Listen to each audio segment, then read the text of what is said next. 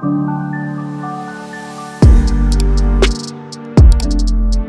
up guys, Matsq here and welcome sa panibagong video. So matagal na to mga idol, so late ko lang siyang na-post. At ito nga palang unbox natin is Li-Ning Soft Go na low lace version.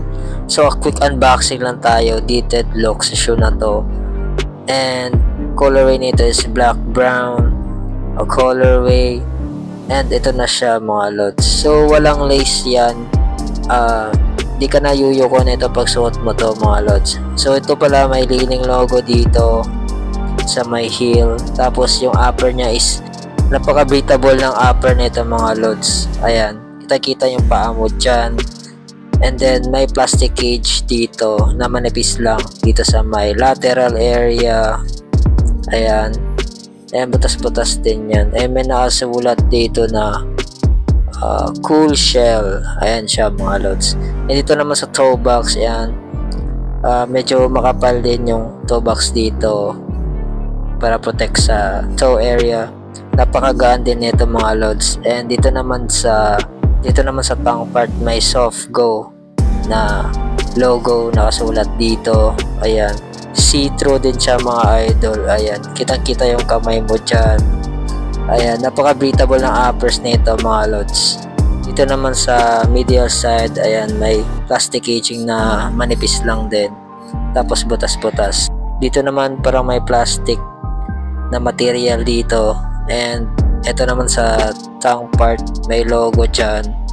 And ayan, napaka quality ng sneaker na to. Ayan, pwede mo siya gamitin pang running, walking, jogging. Ayan, pang lifestyle shoe din, pamorma. Dito naman sa heel counter, matigas din yan. Dito sa midsole, may Li-Ning logo. Ayan, tapos yung midsole yan, napaka lambot ng midsole niya mga lods. And kung medyo kulang ka sa height, ayan, medyo tatangkad ka din nito mga lods. And ito naman may pull tab din. Dito naman tayo sa insole, may Li-Ning logo. Ayan, lambot siya gamitin mga lods. Ilang beses ko na to nagamit. Ayan. And dito sa outsole, may rubber din dito sa may toe part. Ayan, nag-spec din yan mga lods. Kung gusto mo pala na ito, maglalagay ako ng link dyan sa description box below. And may review ako dyan, lalagay ko yung link. So may Li-Ning logo din dito sa may back heel. So yun lang mga idol, may lace version pala nito, ilalagay ko lang yung link dyan sa description box below.